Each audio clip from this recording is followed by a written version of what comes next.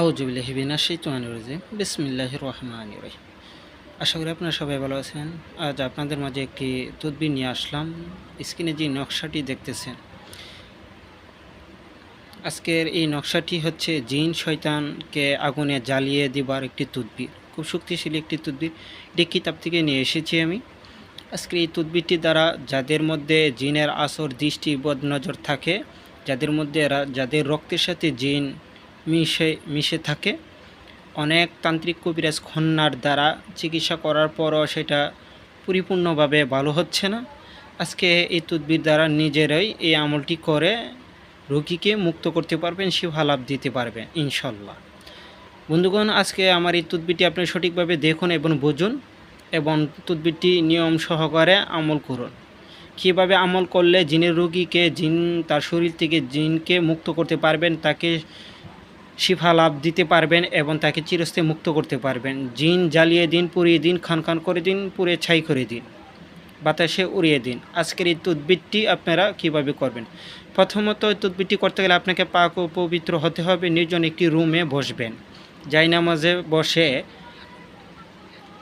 আপনি প্রথমেই নির্জন রুমে একটা রুম তৈরি করবেন বা একটা রুমে যাবেন, দরজা বন্ধ করবেন, তারপর জায়নামাজ বিছাবেন, তারপর আপনি 2 রাকাত নফল নামাজ পড়বেন, তারপরে ইস্তেগফার পড়বেন, দুরূদ শরীফ পড়বেন।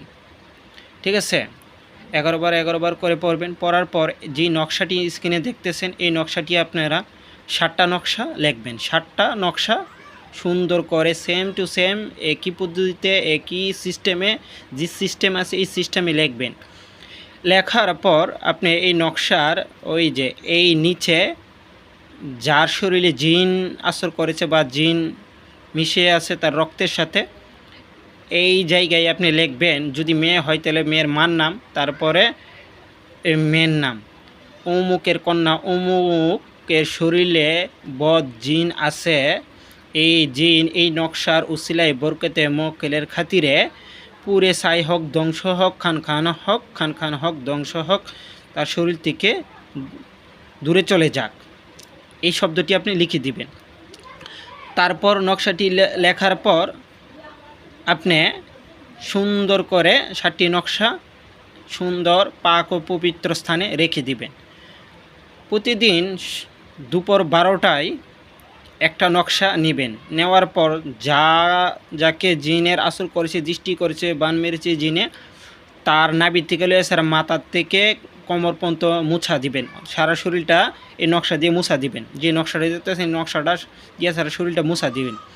দেওয়ার পর সলিতা তৈরি করবেন। এইটাকে সলিতা তৈরি করে রুগীকে সামনে বসাবেন।